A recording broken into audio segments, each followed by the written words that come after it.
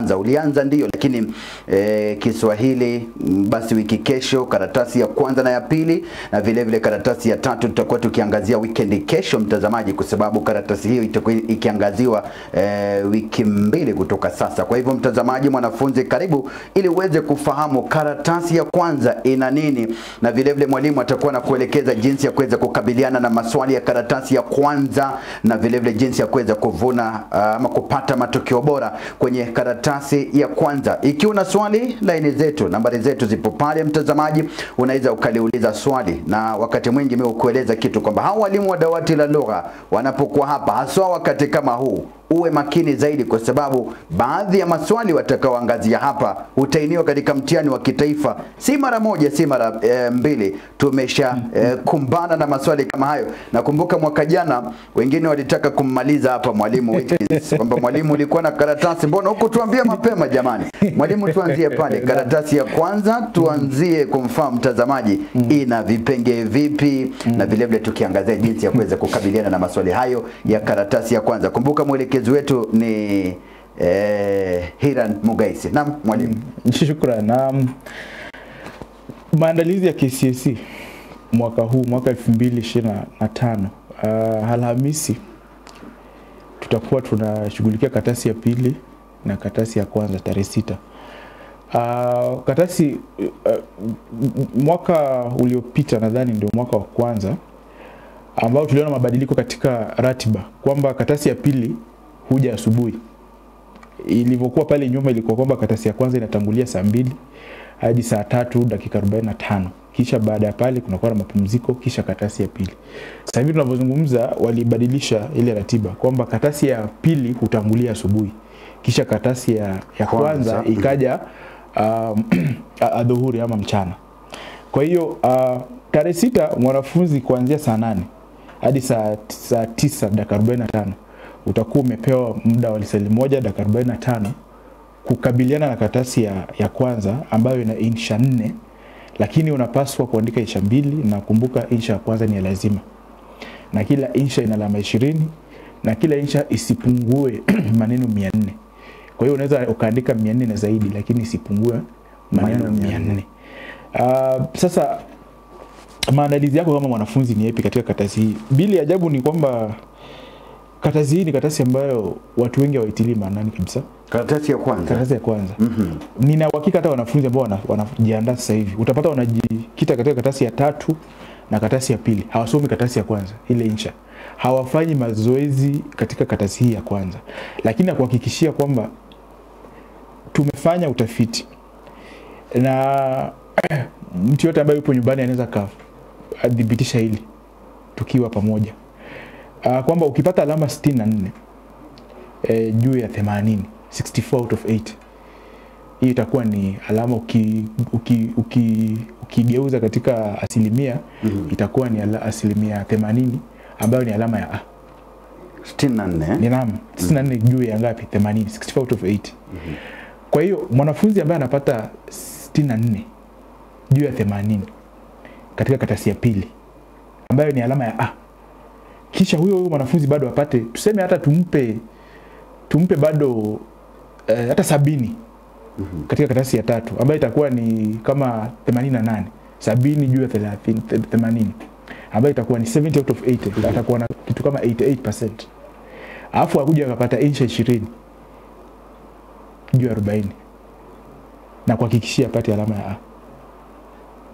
Kwamba insha apata 20 juu ya 40, karatasi ya pili yupo sawa, karatasi ya 3 amegonga takriban kila kitu, lakini bado A inamponyoka. Atakuwa na alama ya A ondoa, A-. Kwa hiyo mwanafunzi ambaye ananisikiza kwa sasa ajue kwamba iwapo anataka kuwa na uhakika wa kupata grade ya A au hata A ondoa bila matatizo yote, basi lazima atilie manani karatasi ya kwanza. Na karatasi ya kwanza si karatasi ambayo utasoma tu. Karatasi hii nataka mwanafunzi ambaye anafanya mazoezi, kwa sababu kuandika insha tunasema ni skill katika Kiingereza, na ile skill utaipata tu iwapo utakuwa unaandika insha kila wakati. Kwa hivyo muda ambao umesalia, mwanafunzi katika kujiandaa andike hata insha moja, atafute zile kanuni na kaida za kuandika insha. Kwa hiyo karatasi ya kwanza tumesema kuna insha 4. Hapo wale awali walikuwa wanatumia swali la kwanza, pili, tatu na 4. Sasa hivi tunavyozungumza wanatumia swali la kwanza, kisha swali la pili, a, b na cha. Kwa hivyo kuna maswali mawili tu. Lakini swali la pili kundadhi kuna maswali mangapi? Matatu. Lakini unafaa kuchagua swali moja. Swali la kwanza lazima na huwa ni swali la kiuamilifu. Insha ambayo inataini sura na mtindo fulani rasmi. Kisha insha ya pili, a, b na cha, ni insha ambazo swali la pili a ni swali ambalo nataka mwanafunzi zingatie aidha insha ya kujadili au insha ya maswala ibuka au hata wakati mwingine insha ya kiuamilifu. Kuna muda unatahini insha ya kiuamilifu mara mbili. Tumeona swali hili likiwa linajitokeza katika mtihani wa kitaifa mwaka 2022 ambapo walitahini maswali mawili ya kiuamilifu, swali la kwanza na swali la pili. Swali la kwanza la naam. Kisha swali la pili bado si lazima, lakini kulikuwa ni insha ya kiuamilifu. Kwa hiyo kuna uwezekano pia kutahiniwa insha za kiuamilifu mbili. Kisha kuna insha ya methali, kisha kuna insha ya mdokezo. Katika insha ya mdokezo ambayo ni insha 4, aidha utapewa maneno ya kuanza insha au upewe maneno ya kumalizia insha yako. Sasa tutarudi katika uteuzi wa maswali hayo matatu baadaye. Naam. Tujikite katika swali la kwanza ambalo ni swali lazima, ambalo ni insha ya kiuamilifu. Lakini kabla ya pale, je, ni vitu vipi ambavyo ni vya kimsingi ambavyo mwanafunzi anapaswa kujua ama kujiandaa kwazo katika karatasi hii ya kwanza? Naam. Jambo la kwanza Bili ni kwamba iwapo mwanafunzi hata zingatia muda, basi karatasi ataifeli hapo na hapo. Kwa sababu umepewa lisali moja dakika 45 kuandika insha 2. Wanafunzi wengi hujikita katika insha moja, hasa insha ya kwanza, kwa takriban zaidi ya saa moja. Na tumeona hata katika shule za kitaifa ili swala likifanyika. Kwa hiyo wanafunzi ambao hawajakuwa na uzoefu wa kuandika insha watapata tatizo katika kushughulikia karatasi hii, hasa kwa kuzingatia kigezo cha wakati. Sisi tunawaambia wanafunzi kwamba kigezo cha kwanza ambacho unatahiniwa katika insha ni wakati. Na wajua kwamba wakati wa ule muda ambao umepewa wa kufanya karatasi hii, niseme kwamba wakati huu na sheria ambazo zipo katika mtihani, ukiongeza hata dakika 2 tu katika karatasi yoyote, utakuwa umesaidiwa sana. Dakika 2 tu. Kwa sababu ikiwa karatasi inafaa kukamilika saa 9 dakika 45, muda huu ukifika, kengele itakiriza na wanafunzi wote wanapaswa kusimama. Japo umemaliza insha au hujamaliza insha, hiyo hawatataka kujua. Kwa hivyo jambo la kwanza ni muda. Na muda inamaanisha kwamba kasi yako ya kuandika insha iwe sawa. Na sinarudia tena kwamba karatasi hii ya kwanza, kigezo cha kwanza ambacho kitamfili mwanafunzi ni matumizi ya muda ambao amepewa katika karatasi hii. Tumesema muda ni lisali moja dakika 45, insha za kuandika ni insha 2. Lazima ujipange vizuri, uhakikishe kwamba kila insha umeipa muda unaostahili, na hivyo basi itakusaidia wewe kumaliza ama kukamilisha insha. Na wanafunzi wengi nimesema huwa hawakamilishi insha kwa sababu ya kigezo hicho cha muda. Kwa hivyo mwanafunzi lazima uende ujitathmini, kwa sababu kigezo cha muda kitakutoa kama haupo makini. Jambo la pili ni urefu wa insha. Unajua tumezungumzia ile swala la urefu na wanafunzi huwa wanalichukulia kama ni mzaa. Insha tumesema ni alama 20. Vigezo vya insha katika urefu ni vigezo vingapi? 4. Kuna insha ambayo ni robo, ile tunasema quarter. Kuna insha ambayo ni robo, ukiangalia ukipiga hesabu yako vizuri kama wewe ni mwanahesabati kama mimi. Alama 20, robo ya 20, Bili Omaro anacheka bana. Robo ya 20 ni ngapi? Robo ya 20 ni alama ngapi? Alama 5. Kwa hivyo inamaanisha kwamba insha yako ikiwa ni robo, hatuwezi tukasahisha insha hii zaidi ya alama ngapi? Alama 5. Na haimaanishi kwamba utapata alama 5 zote, kwa sababu makosa zipo, lazima umefanya. Kwa hivyo inamaanisha wewe insha yako ni alama 5 kushuka iwapo utakuwa umeandika insha robo. Iwapo utakuwa umeandika insha ambayo ni nusu, alama ni 10. Kwa hivyo inamaanisha kwamba insha yako haitapita alama 10. Iwapo umeandika robo 3, 3/4, robo 3, alama ni 15. Kwa hivyo insha yako haiwezi ikapita alama 15. Tunaanza kuiangalia kwa alama 15. Kisha iwapo insha yako ni kamili, ambayo sasa ndio tunataka ufanye. Insha yoyote ile ambayo unaandika lazima ikamilike. Kwa hivyo inafaa kuwa insha kamili. Na insha kamili sasa unasahishiwa kati ya alama ngapi? 20. Kwa hivyo jambo la kwanza ni kwamba unaona wazi kwamba iwapo utaandika insha ambayo ni fupi, tayari umeanza kuanguka. Na vile vile iwapo hautatumia muda wako vizuri, hautakuwa na nafasi ya kuandika insha kamili. Kwa hivyo muda utakusaidia kupata insha kamili. Na insha kama ni kamili, tayari insha yako itakuwa inasahihishwa kati ya alama ngapi? 20. Hicho ni kigezo cha kwanza. Kigezo cha pili, maudhui. Hawezi ukaandika insha. Unajua wanafunzi wengi wanadhani kuandika insha ni kuwa mbunifu tu. Wajua alama za sura ya insha ni alama 4 peke yake. Iwapo nimekuambia uandike mahojiano baina ya rais wa nchi ya Kiafrika na mwanahabari kuhusu jinsi ya kushinda uchaguzi bila matatizo, basi lazima uwe na maudhui ya jinsi, mikakati.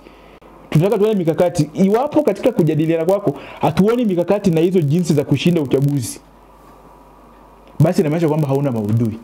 Na kama hauna maudhui, basi inamaanisha hatuna cha kufikisha, kwa sababu umeandika insha kamili ndio, lakini ndani hamna kitu umeandika. Au umepotoka, uliulizwa kuhusu jinsi ya kushinda uchaguzi bila matatizo, lakini wewe umeandika kuhusu jinsi ya kuanguka uchaguzi kiurahisi. Kwa hivyo inamaanisha kwamba wewe hujajibu au hujalenga nini? Hujalenga swali. Kwa hivyo maudhui ni mambo ya kimsingi ambayo lazima mwanafunzi azingatie katika uandishi wa insha. Maudhui yatategemea swali ambalo limeulizwa. Swali ni je, utaandika maudhui mangapi? Ukitaka kuwa mwanafunzi ambaye ana uhakika kupata alama nzuri, hakikisha una maudhui isiyopungua 8. Na hii inamaanisha nini? Kwamba kila aya iwe na maudhui yake. Basi inamaanisha kwamba unafaa kuwa na aya ya utangulizi, ukuwe na aya ya hitimisho na ukuwe na mwili. Ukichukua aya ya utangulizi, hiyo ni aya 1, aya ya hitimisho aya 2, kisha uongeze maudhui yako 8. Utakuwa na aya ngapi kijumla? Aya 10. Kwa hivyo ukishaandika aya zako 10 na una maudhui yako 8, hata utangangana kuhesabu yale maneno ambayo umetumia. Unajua kuna wanafunzi, na nilishangaa, kuna wanafunzi kwa sababu wamwambia maneno yasipungue 400. Mwanafunzi anahesabu, unaanza kuandika hicho kihesabu maneno. Sasa wengine wanaandika hadi pale maneno 400. Ashaandika pale kabisa. Hafai kabisa. Maana kusaidia, anaona kwamba anamsaidia mwalimu sana, kwamba kuliko mwalimu aanze hesabu zake pale, yeye ashahesabu mwenyewe. Ana muda hadi wao. Kwanza ukiandika maneno ni kama sasa unatuambia kwamba tukuchunguze vizuri. Maana yake huenda hata hajafika. Idadi ya maneno nadhani inaandikwa katika muktasari. Muktasari. Katika muktasari au ufupisho, karatasi ya pili unaandika idadi ya maneno. Lakini katika insha wewe andika insha tu. Andika insha. Kwa hivyo baada ya kupata zile maudhui ambazo unafaa kuandika, na hii inamaanisha kwamba kabla hujaanza kuandika insha lazima ujipange. Upange na uandike vigezo ambavyo utavitumia ama utavishughulikia katika uandishi wako wa insha. Ujue kwamba aya ya kwanza utashughulikia kitu fulani, aya ya pili kitu fulani, 3. Lakini mimi nimekuambia kwamba aya ya kwanza zungumzia utangulizi, aya ya mwisho zungumzia hitimisho. Alafu mwili sasa aya 8. Na kila aya iwe na maudhui. Kwa hivyo maudhui 8 katika aya ngapi? 8. Alafu insha yako itakuwa imekamilika, utakuwa na ule urefu. Kigezo kingine sasa ni matumizi ya lugha. Je, lugha ambayo unatumia kuandika insha ni lugha aina gani? Je, upatanisho wako wa kisarufi unakaa vipi? Unajua kuna insha ambazo zitaandikwa unaweza ukasoma usielewe chochote, kwa sababu ngeli imeborongwa. Mwanafunzi mwenyewe ameandika sentensi moja mistari 3. Naam. Hiyo ni sentensi tu. Kwa hivyo hakikisha kwamba unaandika sentensi ambazo zina uamilifu katika Kiswahili. Kwamba sentensi yako hiyo ni sentensi ambayo ni fupi, imekamilika kimawazo, na sentensi ile imezingatia vigezo vya nini? Vya kisintaksia. Kwamba sentensi ile ikamilike na ifuate sheria za sarufi. Usifanye makosa ya sarufi. Jambo jingine ni kwamba tumia lugha komavu. Ukweli ni kwamba insha ni kubuni na unakuwa mbunifu. Hauwezi ukaandika insha ambayo ni chapwa na udhani kwamba utapata ubora katika alama ambazo utapewa. Kwa hivyo lugha ambayo unatumia, tumia mbinu za uandishi. Tumia methali, tumia tashbihi, tumia mbinu kama vile taswira, tumia mbinu kama vile nidaa, tumia maswali balagha na kadhalika. Kisha tumia misamiati iliyokomaa. Na baadhi ya misamiati tu ni kwa mfano, hatutaki vitu vingi sana. Ni kwamba ukiwa unataka kuzungumzia kwa mfano binadamu, badala kusema binadamu ama watu, Unaweza tumia dinasi au mja kwa mfano. Badala ya kutumia maneno ya kikawaida kama damu, tumia kama ngeu kwa mfano. Mwisho wa siku tunaangalia uwezo wako wa kuwa mbunifu na kutumia lugha ya Kiswahili kiufasaha, kiufundi katika kuandika na kupitisha wazo ambalo unafanya nini? Unashughulikia. Jambo jingine sasa ni makosa ya hijai. Na makosa ya hijai ni chungu nzima. Kuna makosa ya hijai, na tutazungumzia makosa ya hijai na mtindo kwa pamoja. Makosa ya hijai ni makosa aina gani? Kuna baadhi ya watu ambao kwa mfano utapata wana andika herufi zile ambazo ni za Kiswahili alfabeti kwa njia ambayo haistahili. Kwamba kuna sheria na kanuni za kuandika alfabeti za Kiswahili ama alfabeti zote zile tu ambazo zipo katika lugha zote. Wakati unaandika a ambayo ni kubwa kwa mfano, je, inamaanisha kwamba uandike ukubwa wa muonekano au unaandika njia fulani katika herufi ile? Iwapo unaandika ma kwa mfano, unapaswa kuandika ma ambayo imezidi nafasi katika karatasi ile, au makubwa ina njia fulani mahususi ya kuiandika. Hapo ndio tunazungumzia sasa makosa ya hijai. Kosa la kufuta linakuja katika mtindo. Alafu sasa tunakuja katika swala ambalo ni la kimsingi sana. Muonekano wa insha. Bila nikuulize swali. Utajuaje kwamba mtu ana utu? Katika maisha ya kawaida utajuaje huyu mtu ni mzuri? Kwa mfano katika ama tuende katika mfano ambao ni mzuri, kuchumbiana. Kabla mwanadada yeyote ampendeze mwanaume yeyote, huwezi ukaniambia kwamba ulipita ukapiga darubini ukaona moyo wake ndani unakaa vipi. Kitu cha kwanza ambacho kinakuvutia ni muonekano. Ndiposa uende pale ndani sasa uanze kujua huyu mtu azimio lake ni lipi, matarajio yake ni yapi katika maisha, taaluma yake ni ipi, anasimamia nini hasa kifalsafa katika maisha. Hivyo vitu vingine vyote vitakuja baada ya wewe kuwa na mvutio kwa mtu mwingine. Kwa hivyo ndio maana tunaambia wanafunzi, wanakuuliza kitu cha maana ni kuandika insha na ile content ambayo nimeandika au wewe unataka kuona naandika vipi. Mimi nakuambia hivi kwamba jambo la kwanza lazima univutie, na kunivutia inamaanisha kwamba unaandika vizuri. Kwa hivyo mwandiko au muonekano ni kitu cha kimsingi. Pale mbele tutakuwa tunaangalia mfano wa insha ambayo imeandikwa kwa njia nadhifu. Nadhani kuna mfano fulani ambao upo mahali ambao tutakuwa tunajikita tumuonyesha mwanafunzi kwamba tukizungumzia insha ambayo imekamilika kimawazo, tukizungumzia insha ambayo imefuata mtindo ambao unaratibiwa, ni insha ambayo inakaa hivi. Naam. Kuna swali ambalo mtazamaji mmoja hapa anaitwa Janet alikuwa ameliuliza mapema kwamba ulizungumzia kuhusu muda na kwamba mwanafunzi amepewa muda wa saa 1 dakika 45. Kwa hivyo aliuliza ili kumfahamu mwanafunzi atumie muda wa dakika ngapi kuandika insha ya kwanza, muda upi kuandika insha ya pili, ili asije kwamba amemaliza insha ya kwanza ama anakaribia bado pengine muda huo hajautamatisha. Naam. Dakika 15 za kwanza. Fanya maamuzi kuhusu swali la pili lako. Kwa sababu swali la kwanza tayari ushapewa. Pale hakuna kutoroka. Ni lazima. Kwa hivyo fanya maamuzi kuhusu swali ambalo utafanya la pili. Kisha baada ya pale ambapo ukiniuliza mimi nitakwambia fanya swali la pili A. Ukiniuliza kimtazamo wangu mimi, fanya swali la pili A. Sitakwambia kwa sababu gani. Lakini kama wewe ni mtu wa kusikiza, unisikize. Kimtazamo wangu fanya swali la pili Mwalimu unalijua swali hili tayari, umeliona tayari, umekagua tayari. Kimtazamo wangu okay, swali la pili ni swali la kujadili. Jadili. Kwa mfano unaweza ambiwa ajali nyingi barabarani husababishwa na wananchi kutofuata sheria ama kuzingatia sheria za barabara. Jadili. Kwa hivyo insha hii huwa inataka masuala ambayo tunasema katika Kiingereza ni reality. Kwa hivyo ukipata zile hoja za kuhusu jinsi ambavyo ajali za barabarani zinasababishwa na binadamu, ukiandika ile insha utakuwa upo sawa. Lakini insha hii huwa ni tatizo moja tu, kwamba insha hii kianza na neno jadili. Kwa mfano jadili vyanzo vya ajali za barabarani.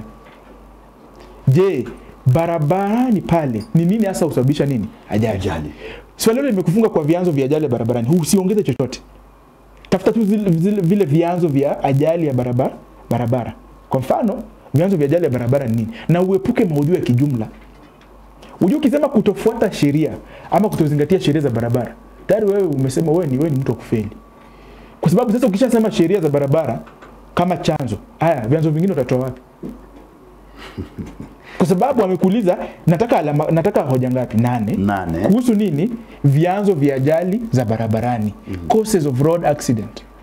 Wewe unaniambia kutozingatia sheria kwamba not following regulations. So je, regulation ukizungumzia hilo ni kama umemaliza kila kitu. Kwa hivyo tukio lolote litakalofanyika na ajali umezungumzia sheria. Ndio maana tunasema epuka maudhui ya kijumla. Hivi vigezo ambavyo vinafaa kuzingatiwa ambavyo watu hawazingatii ni zipi? Moja, kuzungumza kwa simu wakati unaendesha gari. Pili, kuendesha gari kwa mwendo wa kasi. Tatu, kutozingatia zile alama za wapi? Barabarani. Nyingine ni kutofunga mikanda ama mishipi ile katika gari wakati unafanya nini, unasafiri. Nyingine za kuwa matumizi ya mihadarati. Hata kwa magari ya kawaida kuwabeba watu kupita kiasi. Zile sheria ni zipi? Tuambie hizo sheria ni zipi? Wacha kusema tu kutozingatia sheria za barabara. Lakini sasa hiyo ni ukiulizwa vyanzo, jadili vyanzo. Neno jadili ni discuss. Lakini neno jadili likija mwisho, swali linabadilika. Inakuwa sasa ni kwamba uchukue mtazamo tofauti. Kwamba utuambie kwamba ndio kuna uwezekano kwamba kitu ambacho unasema ni ukweli, lakini tena mambo mengine pia yanasababisha. Kwa hivyo unakuwa na pande mbili. Na mwanafunzi yote ambaye hazungumzii pande mbili katika insha kama hiyo, huwa insha yake inasahihishwa juu ya ngapi? 10. Hata kama ni kamili. Iwapo umeandika insha ambayo ni kamilifu maneno 400, lakini umezungumzia pande moja, insha yako haitapita alama 10. Kwa sababu umezungumzia upande moja. Kumbuka insha imesema ajali nyingi barabarani husababishwa na waja au watu kutozingatia sheria za barabara. Jadili. Ndio utasema kwamba katika utangulizi utazungumza kwamba ajali nyingi barabarani husababishwa na wananchi kutozingatia sheria za barabara, kama vile kutumia mihadarati wakati wa kuendesha gari kwa mwendo wa kasi kupita kiasi na kadhalika. Kisha utuambie kwamba kando na kutozingatia sheria za barabara, kuna vyanzo vingine ambavyo husababisha ajali za barabarani. Kwamba si kila ajali inasababishwa na nini? Na watu kutozingatia sheria za barabara. Nikiona hilo, insha yako imekamilika. Kwa sababu wamesema jadili, lakini mwisho chukua msimamo. Kwamba tuambie mwisho wa siku ndio kuna sheria, kuna vitu vingine ambavyo vinasababisha, lakini wewe ukiangalia ni vipi ambavyo vinasababisha kwa kiwango kikubwa. Ukweli ni kwamba watu hawazingatii sheria za barabara. Kwa hivyo utasema kwamba, na mara nyingi angalia hoja zako nyingi zipo wapi. Iwapo hoja zako nyingi zipo katika wananchi kutozingatia sheria za barabara, basi msimamo wako uwe katika ule upande wa wananchi kutozingatia sheria za barabara. Kumbuka vitu vingine kama vile barabara mbovu pia husababisha ajali. Barabara mbovu hiyo si masuala ya wananchi. Hapo ni serikali.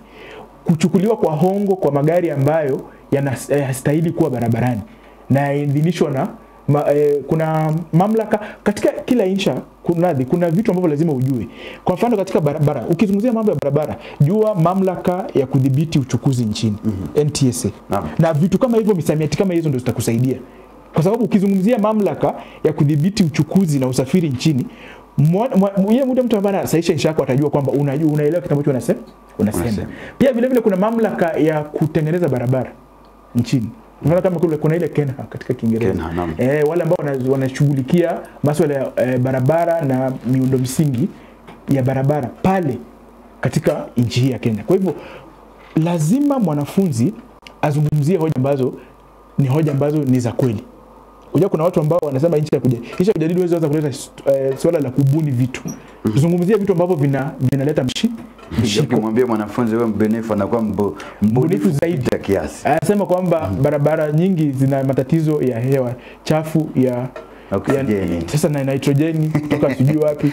Lakini kumbuka tunazungumzia ajali za barabara. Kwa hivyo kuna hizo insha mbili. Insha ambayo inataka ujadili na insha ambayo inataka ujadili, lakini kuna kujadili. Lakini imesema tofauti, angalia jadili na kuja wapi. Neno jadili likianza swali, wamekufunga katika hilo swali. Zungumzia upande ambao umeulizwa. Lakini insha ikija na jadili mbele kwamba kwa mfano ndoa nyingi ama familia nyingi zinasambaratika kwa sababu ya mabadiliko ya kiuchumi nchini. Jadili. Unapaswa useme kwamba ndio mabadiliko ya uchumi zinachangia katika kusambaratisha ndoa, lakini tena hapana, kuna visa vingine ambavyo vinachangia. Kwa hivyo lazima tuone ni visa vingine. Ndio lazima ujadili. Unga mkono swali kisha pinga. Utakuwa umejadili. Lakini nimesema jadili likianza sentensi. Kwa mfano, jadili vyanzo vya utovu wa usalama nchini. 1, uongozi mbaya. Hatutaki utuzungumzie kitu kingine. Tunataka tuone vyanzo vya utovu wa nini? Usalama nchini. Utakuwa umejadili. Naam. Naam, ndivyo hivyo mtazamaji. Swali lako vile vile unaweza kuliuliza na mwalimu atakuwa anakabiliana na maswali yako yote baadaye, na najua mwalimu amesema kuna insha moja ambayo baadaye tutakuwa tukiangazia. Tuje hapa kwenye insha ya kwanza ya kiwamilifu. Tuanzie pale.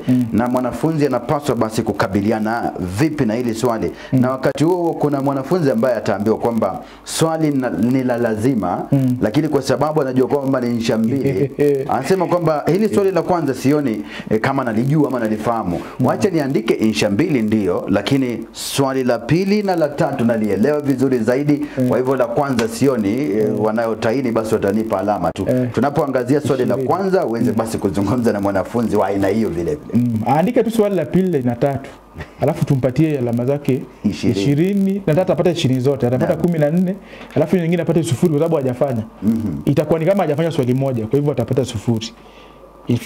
Watu kama hao ndio wanasaidia wale watu wa kutaini kuenda haraka sana wakati wanasaisha, ndio walipo zile hela zao kwa haraka. Kwa hivyo fuata maagizo. Insha ya kwanza ni ya lazima.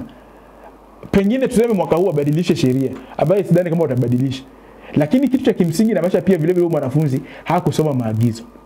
Sababu lazima usome maagizo. Hata kama tunasema kwamba karatasi hii huwa na maagizo haya, pengine mwaka huu utabadilisha maagizo, uweze ukajua. Pengine unasema swali la pili ndio la lazima. Kwa hivyo lazima usome maagizo kwa sababu maagizo yanakuelekeza. Swali la kwanza. Watu wengi ajabu ni kwamba Bili, nataka kusaidia wanafunzi. Wanafunzi wengi huwa wanajikita katika sura ya insha. Wanadhani sura ya insha ina alama. Sura ya insha ina alama 4 tu. Alama 4 peke yake. Na alama ya insha ni 20. Kwa hivyo iwapo insha inauliza kuhusu barua kwa mhariri na ukapata sura ya barua, alama ni 4 tu. Lakini jiulize ndani ya barua umeandika nini? Kwa sababu alama zote zipo ndani ya barua. Kwa hiyo usingangane, wanafunzi wengi wanangangana kushika tu sura za insha. Lakini hawana mtazamo wa jinsi ya kuandika insha na kubuni. Pengine mwalimu kwa sababu umeeleza kwamba asipoangazia sura anapata 0. La.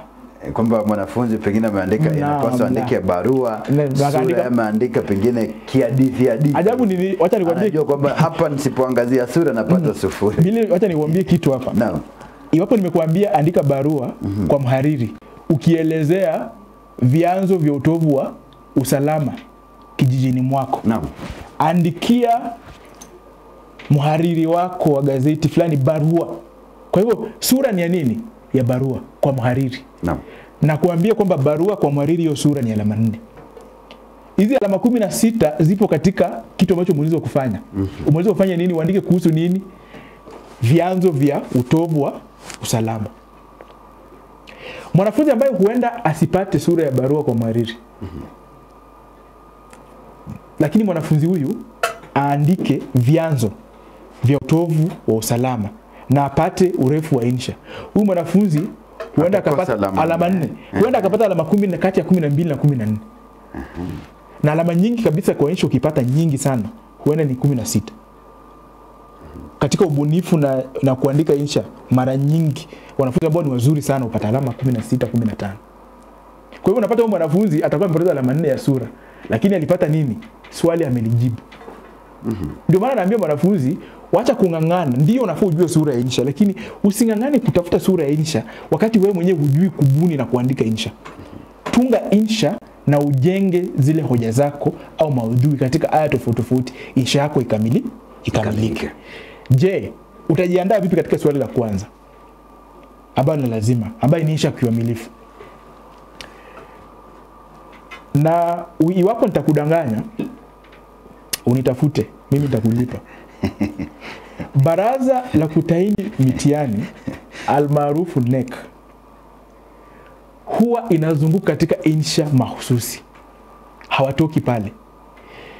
Na nilijaribu kutafuta ama kutathmini kwa sababu gani baraza la kutaini mitihani huzunguka katika zile insha, nikagundua kwamba wanaleta zile insha ambazo wanajua wananchi ama binadamu wanatumia hizo insha. Mfano, wewe si unatoa hotuba kila wakati. Ukienda katika hafla unatoa hotuba. Ukiwa katika hafla fulani umeambiwa pengine zungumza, ni hotuba unatoa. Angalia hotuba imetainiwa mara ngapi. Barua za mwaliko, barua za sijui kazini, barua kuomba sijui dini, barua sijui kufanya nini. Angalia barua imetainiwa mara ngapi. Ripoti. Ukiwa katika sehemu yako ya kazi utaambiwa andika ripoti. Kuhusu wewe ni jopo kazi. Hata kwenye serikali unaona rais anateua jopo kazi, anaambiwa chunguze swala fulani au angalie kitu cha elimu, na wanaandika ripoti. Kumbukumbu, mikutano hata ya bodaboda, mama mboga, wanaandika minutes. Kumbukumbu. Shirika ama mashirika tofauti tofauti wanaandika nini? Kumbukumbu. Mikutano tofauti tofauti, hata shuleni tukifungua shule, tukifunga, kumbukumbu zinaandikwa. Angalia kumbukumbu imetainiwa mara ngapi. Mahojiano. Watu wanahojiwa hata na vyombo vya habari kila sehemu. Kuna mahojiano, kuna majadiliano au dialojia. Nitakuwa nazungumzia tofauti kati ya mahojiano na dialojia pale mbele. Angalia dialojia, mahojiano imetainiwa mara ngapi. Wasifu, tawasifu. Ukija shuleni kwetu leo hii nikikualika shuleni uzungumze na wanafunzi, hamna jinsi ambavyo utaamka kuanza kuzungumza. Lazima nitakuzungumzia. Mimi ndio mwenyeji wako, nitasema kwamba leo tumetembelewa na Billy Palinyang. Billy Palinyang ni mzaliwa wa sehemu fulani. Billy Palinyang amekuwa katika maisha yake nchini Kenya, amesomea shule fulani, akaenda chuo kikuu sehemu fulani, akasomea taaluma fulani, akiwa chuo kikuu alifanya kitu fulani. Sasa hivi tunapozungumza anafanya kazi katika shirika la West Media kama mwanahabari. Tumkaribishe azungumze nanyi. Nimefanya nini? Nimetoa wasifu wako. Kweli. Wewe mwenyewe ukija kuzungumza na mtu haja kualika ama hajazungumza kwa niaba yako, utaanza kuzungumza, mimi naitwa Mwalimu Brian, nimesomea shule ya upili hapa sehemu fulani, nimeenda chuo kikuu, nimesomea nini taaluma ya ualimu, nimefunza shule fulani ya fulani. Sasa hivi ninapozungumza nafunza shule ya upili ya wavulana St. Peter's Mumias. Nimefanya nini? Nimetoa tawasifu yangu. Kwa hivyo kuna wanafunzi wasifu, tawasifu, bado inawatatiza. Nafsi, tawasifu ya mtu mwingine. Akundadi wasifu wa mtu mwingine, tawasifu wewe mwenyewe. Kwa hivyo ni nafsi, wewe, Ali, wasifu. Katika vyombo vya habari, shirika tofauti tofauti, shuleni, wafanyikazi sehemu nyingine, watu wanaonywa kwa kutumia memo. Memo tu unaamka unakuja kazini bila asubuhi unapata pale memo imewekwa. Ama kwenye kwamba kutoka kwa mkurugenzi kwenda kwa wafanyikazi wote kuhusu uzembe na utepetevu kazini. Nachukua fursa hii kama mkurugenzi kuwaonya wafanyikazi wote kuhusu uzembe na utepetevu kazini. Tumegundua kwamba wengi wao wanakuja kazini kuchelewa na wanatoka mapema kazini. Tabia hii haitakubalika. Yeyote atakayefanya hivi na atakatwa mshahara ama atachukuliwa hatua kali. Alafu mwanafunzi anaambiwa waandikie, wewe ni mkurugenzi wa shirika la West Media. Hivi majuzi kumekuwa na ongezeko la visa vya uzembe na utepetevu kazini. Waandikie wafanyikazi wote memo ukiwaonya dhidi ya uzembe kazini na hatua zitakazochukuliwa. Alafu unaanguka. Kwa hivyo lazima tuone, umejua umeambiwa dhidi ya nini? Uzembe. Kwa hivyo lazima tuone hizo uzembe. Kisha tuone hatua ambazo zitachukuliwa. Ndio maana nakwambia kupata zile alama Bili, insha lazima uwe na mwili. Hiyo sura ni sura tu, lakini kazi ipo kwenye mwili pale. Lazima uandike nini? Mwili. Kwa hivyo nimezungumzia kumbukumbu. Tumezungumzia mahojiano au nini? Au dialojia. Tofauti kati ya mahojiano na dialojia ni nini? Kwamba katika mahojiano, iwapo mimi nakuhoji, ninatarajia kwamba nitakuwa na sehemu kidogo sana ya kuzungumza. Kwa sababu mimi nakuhoji. Alafu hoja zote wewe naye kuhoji upeane zile hoja. Lakini hapo tuna dialojia, tunazungumza mimi na wewe. tunatarajia kwamba sisi wote tupo sawa, kwa hivyo tunachangia sawia. Kwamba wewe unazungumzia hoja fulani, mimi pia nakuja nachangia hoja fulani, kwa sababu tunazungumza dialojia, ndio tofauti. Kwamba sura ya dialojia na mahojiano ni sawa, tofauti ni kwamba katika mahojiano kuna anayehoji na anayepeana hoja ambaye ni mhojiwa. Lakini sasa katika mahojiano na dialojia tunatumia nafsi tofauti. Nafsi inaweza kuwa ni tofauti, lakini tunazungumzia wakati uliopo. Huwezi kuwa unasema alila, ni wewe unazungumza ama ni nyinyi mnazungumza. Lakini kitu cha kimsingi, angalia tu tamthilia. Jambo la kwanza, insha za kiuamilifu huwa na anwani zote. Kwa hivyo kwa mfano katika dialojia au mahojiano lazima uwe na anwani, na anwani itaje insha ambayo inarejelewa. Mfano, mahojiano baina ya mwenyekiti wa halmashauri ya ustaafu nchini na mwanahabari wa kituo cha Niondokee. Kuhusu nini? Wakati mwingine unaambiwa kitu ambacho mnajadili. Kwa mfano tu unaambiwa wewe ni gavana wa gatuzi la Niondokee, kumekuwa na ongezeko la visa vya kutojihusisha katika maendeleo katika gatuzi lako. Umetembelewa na mwanahabari wa kituo cha Nizinduka kukuhoji kuhusu sababu zinazochangia watu kutoshiriki katika maendeleo. Unajua swali liko pale.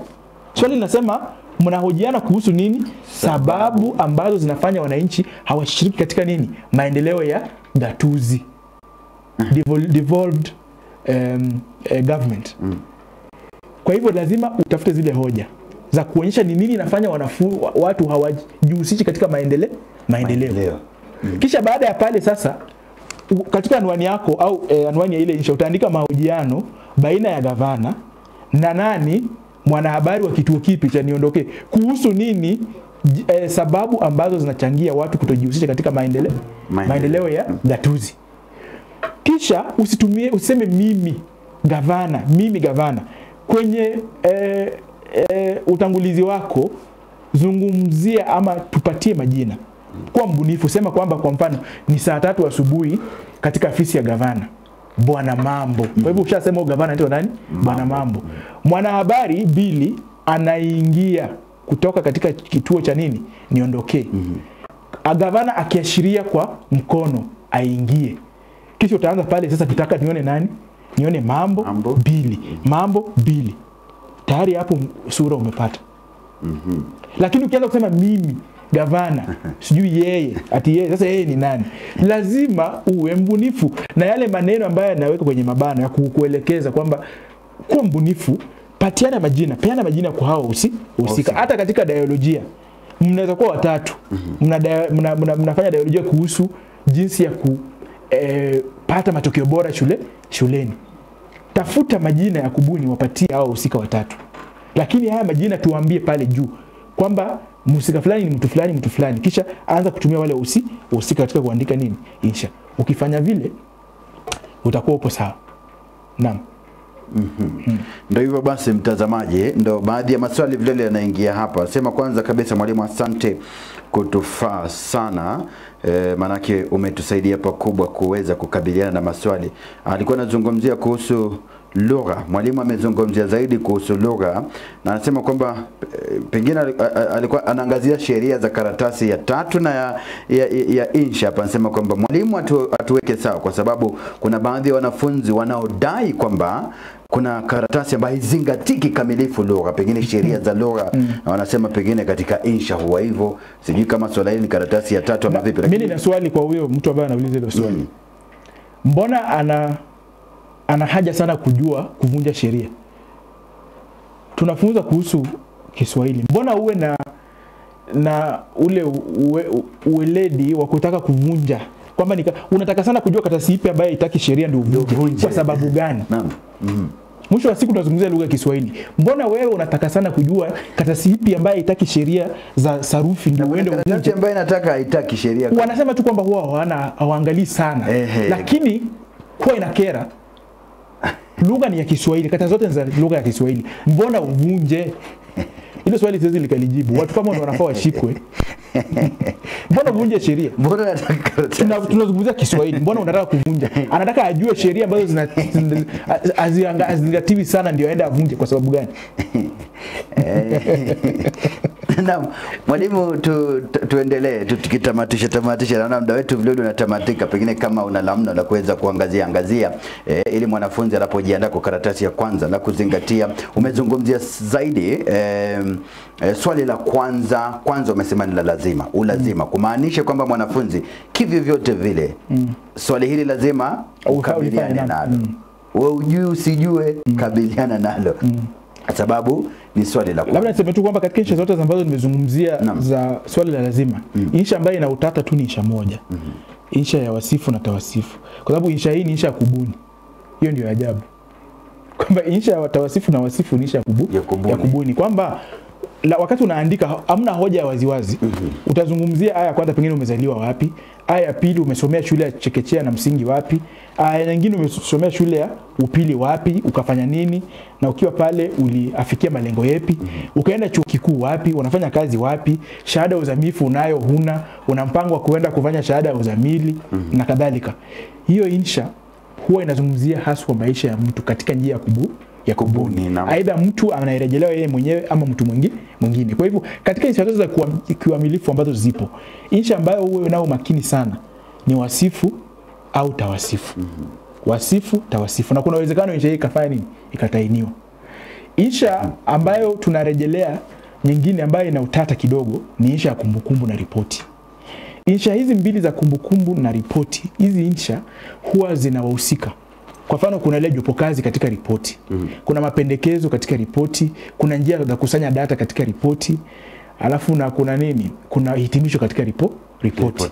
Lakini nimesema hizi insha zote za kiuamilifu, anwani lazima itaje insha husika. Kwa mfano ukiwa unaandika wasifu, utaandika tu wasifu wa Bili. Hiyo ni anwani, kisha utaendelea. Kama nitawasifu, andika tu tawasifu yangu, kwa sababu wewe ni wewe tu, tawasifu yangu, kisha unaendelea. Kama ni kumbukumbu za mkutano wa wanachama wa fulani uliofanyika siku fulani saa fulani mahali fulani. Kisha majina waliohudhuria, usiandike majina mengi. Kweli. Sura ni ile hata ukiandika majina 10 unajipotezea muda. Hatutahesabu majina katika urefu. Andika tu majina 5 tu ya waliohudhuria. Waliokosa kuhudhuria andika 2 ama 1. Waliotuma udhuru andika 2 ama 1. Kisha andika agenda. Na agenda ni agenda ya Kiswahili. Kuna watu wanaandika agenda ya Kiingereza. AG. Agenda ni AJ. Ukiandika agenda ya Kiingereza ni agenda katika Kiswahili. Kwa hivyo andika agenda si agenda. Kisha andika agenda zako 10 na ngapi? Na 2. Andika agenda zako 12. Agenda ya kwanza ni kufunguliwa kwa mkutano. Agenda ya pili ni kusoma na kudhibitisha kwa mkutano. Kumbukumbu za mkutano uliotangulia. Agenda ya 3, 4, 5, 6 mpaka 11 andika kuhusu agenda ambazo utajadili. Kwa mfano, mmealikwa nyinyi ni wanachama wa wanawake wa maendeleo bora. Mmefanya mkutano wenu kuhusu jinsi ya kuimarisha uchumi wa wanawake. Andika kumbukumbu za mkutano wenu. Kwa hivyo lazima tuone mwili wa insha, tuone ni jinsi ipi ya kuimarisha uchumi wa wanawake. Moja kwa mfano ni kuanzisha biashara. Pili, wanawake kushughulisha katika nini? Mikopo ya benki. Ukulima bora kwa wanawake, sayansi na teknolojia. Tunaangalia jinsi ya kuimarisha uchumi wa wanawake. Kwa hivyo zile hoja lazima zijitokeze katika agenda zako. Kisha uanze kumbukumbu ya kwanza, ya pili, ya tatu mpaka pale mwisho. Na ukimaliza usitie sahihi. Unajua kumbukumbu wanatia sahihi. Ukisoma na kudhibitisha ndio unatia sahihi. Kwa hivyo kuna wale wanaandika kumbukumbu wakimaliza wanatia sahihi tena na tarehe. Utakuwa umepotoka kimtindo. Kwa hivyo wanafunzi, nenda kaangalia kumbukumbu vizuri. Pitia kumbukumbu, jinsi ya kuandika kumbukumbu vizuri. Kisha baada ya pale angalia jinsi ya kuandika memo. Ujue kuandika memo vizuri. Baada ya pale jua tofauti kati ya barua kwa mhariri na tahariri. Huenda ukapewa insha mbili za kiuamilifu. Kwa hivyo jua tofauti kati ya tahariri na barua kwa mhariri. Tahariri inaandikwa na mhariri mwenyewe. Barua kwa mhariri ni barua rasmi. Tofauti tu ni kwamba ni barua inayoendelea kwa mhariri. Kwa hivyo ni barua ambayo inaelekezwa kwa mhariri lakini barua rasmi. Memo tumesema Memo kuna jina la shirika. Kwa mfano, shirika gani? Neno memo lazima liwe pale, kutoka kwa nani kwenda kwa nani, tarehe iwe pale, kuhusu nini, hii memo inahusu nini, kisha andika mwili. Baada ya pale chini lazima tujue nani ameandika memo. Na huyo mtu cheo chake ni kipi, na lazima atie sahihi. A memo without a signature is scam. Kwa hivyo lazima sahihi iwe pale ndio tujue hii memo ni nani ameiandika na imeelekezwa kwa kina nani. Kwa hivyo memo ni rasmi. Na mwili bado ni pale pale. Usiandike memo kurasa moja ati kwamba memo ya Kiingereza ulifunza kurasa moja. Memo na insha zote za Kiswahili ni maneno yasiyopungua 400. Kwa hivyo kuwa na aya zako ngapi? 10 tulivyosema. Pale mwisho kabisa, nenda uangalie zile mada ambazo zinamzunguka mwanafunzi. Mada kama sababu za udanganyifu katika mtihani, matumizi ya mihadarati miongoni mwa wanafunzi, jinsi vijana wanaweza kukaimarisha maisha yao kiuchumi, kisiasa na kijamii. Zungumzia kuhusu nafasi ya vijana katika kuimarisha sekta ya elimu, sekta ya uchumi, sekta ya kisiasa. Zunguka pale kwa vijana na wanafunzi. Zile mada ambazo zinahusisha vijana na wanafunzi. Alafu tutakutana hapa. Sawa. Naam. Tutakutana hapa wikendi kesho. Swali ambalo tutakuwa limeulizwa, usije ukasema mwalimu si ungesema ulizungumzia mengi ya kuangaziwa, lakini mbona ungesema tu tuangazie hili, kwa sababu hilo tu ndo limetainiwa kwenye mtihani. Naona muda wetu tamatika. Kuna tukimalizia tu tukizungumzia ukiangalia kwenye kiwango pale, tukizungumzia kwa mfano, unaona hiyo insha ni ya pili, insha ya kujadili. Umeona kuna anwani, jinsi ya kukomesha uchafuzi wa mazingira. Angalia hati ya mwanafunzi. Kumbuka tumeipiga picha, lakini ukiwa hapo unaweza ukaona. Kwa hivyo nataka uangalie kwamba iwapo hiyo insha ingekuwa umepewa moja kwa moja, ingekaa vipi. Tusome kwa mfano aya ya kwanza. Amesema mazingira ni hali au mambo yanayomzunguka kiumbe katika sehemu anapoishi au maisha yake. Unaona sentensi ni fupi. Kenya ni nchi moja miongoni mwa nchi zinazoendelea duniani. Kwa hivyo ameshasema Kenya ni nchi aina gani? Naam. Nchi ambazo zinaendelea.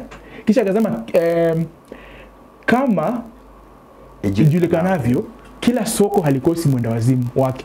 Hiyo ni mbinu ya uandishi. Soko ni jazanda, mwenda wazimu ni jazanda. Kama ijulikanavyo, kila soko halikosi mwenda wazimu wake. Kuna baadhi ya waja, badala ya kutumia watu ametumia nini? Waja. Ni waraibu. Hilo neno ni neno ambalo ni msamiati. Waraibu. Wakuu wa uchafuzi wa mazingira. Kwa hivyo inamaanisha kwamba watu wanapenda kuchafua mazingira. Baadhi ya visa vya uchafuzi wa mazingira ni utupaji wa taka ovyo ovyo, utumiaji wa karatasi za sandarusi. Neno sandarusi pale utapewa alama. Sababu ni nini? Ni msamiati.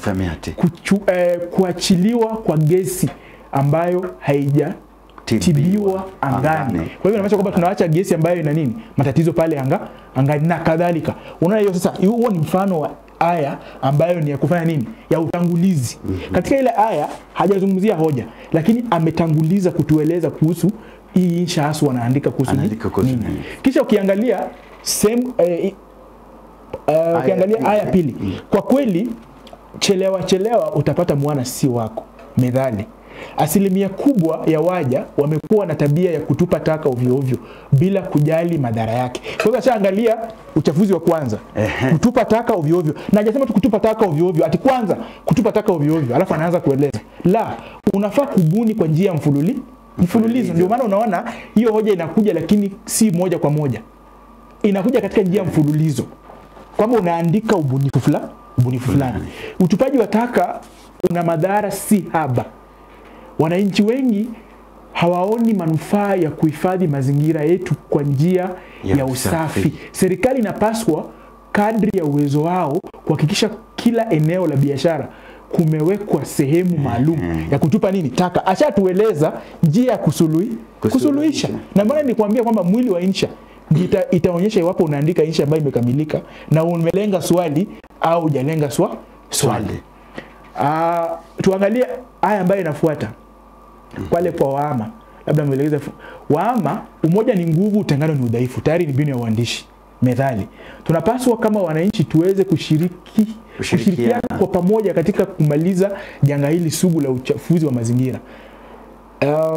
Na kulitupia mbali ili nasi pia tuweze kujionea fahari. Hata tukisema tu kujionea fahari ni mbinu ya uandishi. Serikali imeanza mafunzo anuai, neno anuai ni msamiati kuhusu uchafuzi wa mazingira na madhara yake. Watu wanapaswa kutilia mafunzo haya maanani ili kuepuka madhara ya uchafuzi wa mazingira. Tayari unaona lugha yake. Hoja ya pili ipo pale. Na tena ukimwangalia vizuri tena kufikia sasa hamna mahali amefuta, hamna mahali kuna makosa ya nini ya sarufi. Na upatanisho wake ya ngeli ipo sawa. Serikali imeweka onyo kwa wale watakaopatikana katika shughuli kama hizo za uchafuzi wa mazingira. Sheria mwafaka, neno mwafaka ni nzuri, imewekwa itakayowaadhibu wachafuzi wa mazingira. Tunapaswa tuweze kuishi katika mazingira safi na yenye kupendeza. Tushirikiane, tuangamize janga hili kwa kila mbinu. Umoja ni nguvu, utengano ni udhaifu. Watu wengi ni viburi.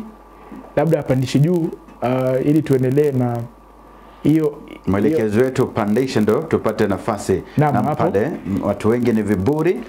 Ni viburi kama kondoo. Tashbihi yeyote kunradhi atakaye kiuka sheria ambazo zimepitishwa na serikali atahitajika kutoa faini ghali mno ili tabia hii mbii ikomeshwe. Hoja nyingine, serikali inapaswa kuajiri wafanyikazi watakao, kumbuka anwani ilikuwa ni namna ya kufanya nini? Kukomesha uchafuzi. Serikali inapaswa kuajiri wafanyikazi watakao jihusisha katika usafishaji wa maeneo yanayohusiana na nini? Umati wa watu kama vile sokoni. Kwa hivyo inamaanisha kwamba kwa sababu watu ni wengi, kuna uwezekano kwamba uchafu upo mwingi. Kwa hivyo watu waajiriwe wa kusafisha. Utafiti umefanywa na kusemekana kuwa asilimia kubwa ya uchafuzi wa mazingira ni sehemu iliyosheheni umati wa watu. Unaona mwanafunzi anazungumzia vitu ambavyo ni vya kimsingi kabisa, kwamba watu wakiwa wengi uchafuzi utakuwepo. Kwa hivyo mwanafunzi anajua kitu ambacho anazungumzia.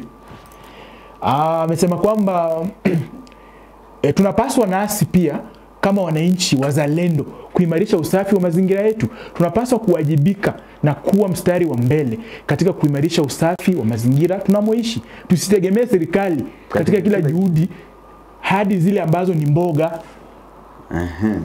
Ukisoma hii shabili nakwambia huyu ni wa 15 kupanda. Naam. Ahali hupatikana kwa ghali. Angalia hiyo lugha iliyotumika pale. Ahali hupatikana kwa ghali. Kila jambo zuri zaidi ya mengine halipatikani kwa njia rahisi tu, ila kwa kupiganiwa kwa kila hali. Serikali inajaribu kwa kila jitihada ya kupiga marufuku utumiaji wa karatasi za sandarusi kwa sababu zinachafua nini? Pakubwa uchafuzi. Sandarusi wale ambao wajui ni hizi za plastiki. Hizi nylon papers. Hali katika hali hii ni afya. Jambo bora katika maisha ni afya impayo mtu uwezo wa kuendelea kutekeleza kunradhi shughuli zake. Sandarusi hizi zinapoingia kwenye udongo zinasababisha vitu zinasababisha rutuba kwenda chini. Kwa hivyo unaona tayari ashasema hizi sandarusi zina athari gani na kwamba lazima watu waepuke kwa sababu tunafanya nini? Tunaepuka uchafuzi. Kisha tuende kwa hiyo nyingine. Anasema hapo kwamba serikali imebuni karatasi maalum za kubebea bidhaa kando na karatasi za sandarusi. Waona anazungumzia vitu ambavyo ni vya kweli. Kisha abadi kamba hukata jiwe. Kwa hivyo hiyo tarehe inatuambia kwamba kuna kitu nataka kusisitiza pale. Jambo japo kuwa ni gumu hatimaye huwezekana endapo litatiliwa nini? Juhudi na kufuatiliwa. Kwa hivyo anasema kwamba uchafuzi si rahisi kukomesha, lakini tukiendelea kuweka juhudi tunaweza kukomesha uchafuzi. Serikali inapaswa kubuni taasisi zinazochangia kukomesha kwa uchafuzi wa mazingira. Wananchi pia wanapaswa kuyatilia maanani mafunzo yanayotolewa na taasisi hizo. Tunapaswa kutekeleza kunradhi jukumu hili la kusafisha mazingira yetu. Tusiwe wazembe hadi kupita kiasi kusubiri serikali kufanya kila kitu. Waama abakiae jikoni ndiye azimae moto. Na tayari unaona maneno yake yanaonekana. Na ukiangalia aya zake pia, hizo aya zinatoshana. Naam. Ukiangalia ni mistari ngapi katika kila aya, utaona kwamba kila aya takriban na mstari ngapi? 1 2 3 4 5 6 7 8. Kwa hivyo aya yako pia lazima ijengwe kwa njia ambayo inakamilika. Naam. Lazima aya yako ijenge kwa njia ambayo yakamilika. Labda tuangalie aya za mwisho pale.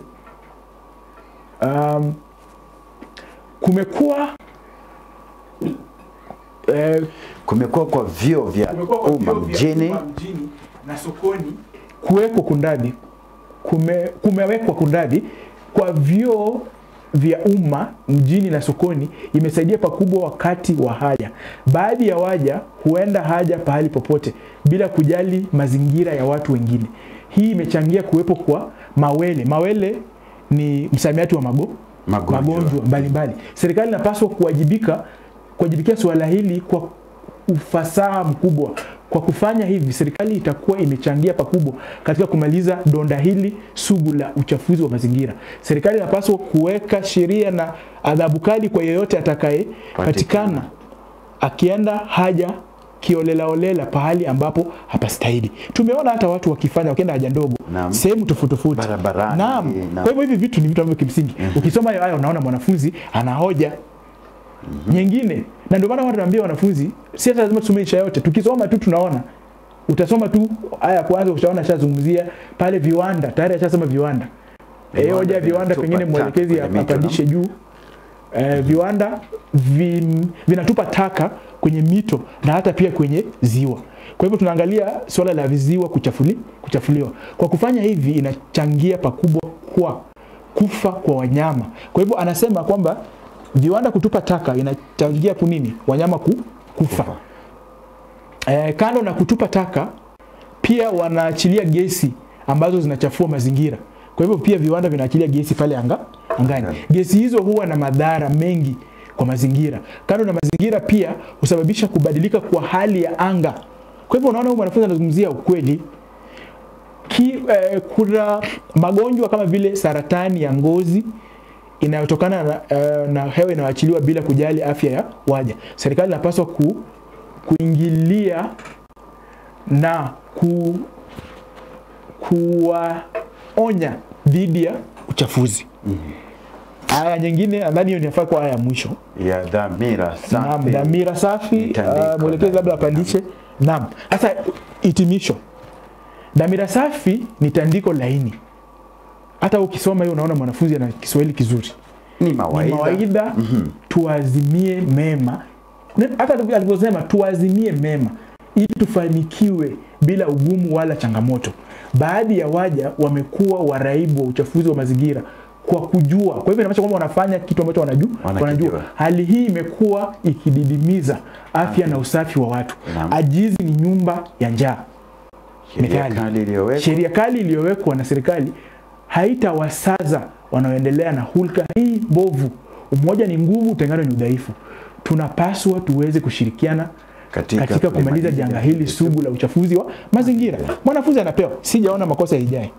Sijaona makosa ya sarufi. Aya zimekamilika, nimesoma pale aya ni ngapi? 10. Ana utangulizi, ana hitimisho. Hoja zote amezingatia. Ukiandika mfano wa insha kama hiyo mwanafunzi utakuwa upo sawa. Hiyo ni insha ya pili. Insha ya kujadili. Insha nyingi huwa ni insha kujadili, lakini pia ujue uzuri wa insha kujadili, hata insha ya kwanza inaweza kwenda zungumzia. Kwa mfano unaweza kuwa unaandikia mtu barua kuhusu nini? Njia za kukomesha nini? Uchafuzi. Kwa hivyo tutarajia kwamba uweke sura ya barua lakini hoja ziwe hizo tu ambazo ameandika. Iwapo unaandika tahariri kuhusu jinsi ya kukomesha, tunaona sura ya tahariri. Lakini mwili ni nini? Jinsi ya kukomesha nini? Uchafuzi wa mazingira. Iwapo unaandika memo ukiwaonya watu ama ukionyesha jinsi ya kukomesha, tutaona sura ya memo lakini mwili ni nini? Jinsi ya kukomesha. Ndio maana wanaambia wanafunzi fanya insha ya kwanza na ya pili. Kwa sababu insha hizi zina uwiano fulani. Na iwapo utazingatia vile vigezo ambavyo tumekufunza, basi utakuwa sawa katika kuandika insha. Alama zote tutazipata. Mwalimu, naona dakika zetu zimetamatika. Pengine mwanafunzi, najua wanafunzi wengi kwa sasa watakutafuta sana na maswali mengi uweze kuwafaa. Mbinu ya kuweza kuwapata ama kukupata tunapotamatisha. Lakini ukinitafute sasa hivi, nitafute mwaka kesho. Wakati tunaenda kufanya mtihani sipatikani. Usitafute kwa simu. Namba yangu ya simu ni 0712 366 932 kundadhi 0712 366 932 au nipate katika mitandao ya kijamii yote, mitandao yote ya kijamii. Majina yangu ni Brian Whitkins, au nipate katika barua pepe oderowithbrian@gmail.com. Kutoka wangu sasa la ziada, siwataki kila laheri. Mjiandae mfanye mtihani. Hamna kila laheri. Amtakiwi kila laheri. Mwalimu Whitkins, Brian hapo. Mwelekezo wangu Hiran Mugaisi leo yupo na Kelvin Kibet. Weekend kesho tutakuwa tukijadili mengi. Kila laheri mimi nakutakia. Mwalimu anapokutakia kujiandaa, mimi nakutakia kila laheri kwenye mtihani wa kitaifa kidato cha 4 ambao unaendelea. Naambia kwamba karatasi ya kwanza na ya pili ni Alhamisi wiki kesho. Tukutane weekend kesho. Kwaheri mtazamaji.